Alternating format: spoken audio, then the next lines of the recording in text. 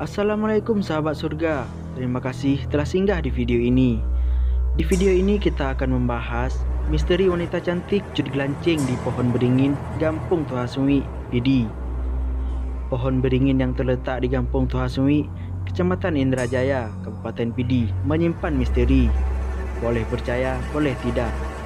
Ini tentang misteri pohon beringin besar yang katanya dulu sering ada penampakan wanita cantik. Mitos seorang wanita cantik dengan panggilan Cut Glancing sering menggoda warga yang melintas di pohon itu. Sang wanita tersebut telah tertarik kepada lelaki yang belum kawin dan yang memakai wewangian alias parfum.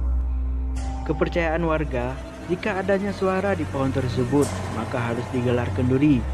Kenduri itu dengan memasak iebu atau biasa disebut dengan bubur, kata Kesik Gampung Tuhasui. Selain itu, kata Safari dan Abdul Ghani, warga Tuhasui, menjelaskan soal pohon besar itu.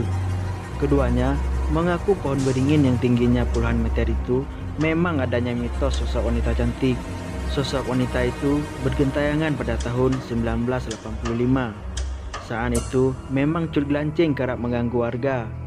Saya pernah melihat sosok Cut Glancing yang berwajah cantik dan berambut panjang. Saat itu saya lagi mengairi air ke sawah, ujar Safari.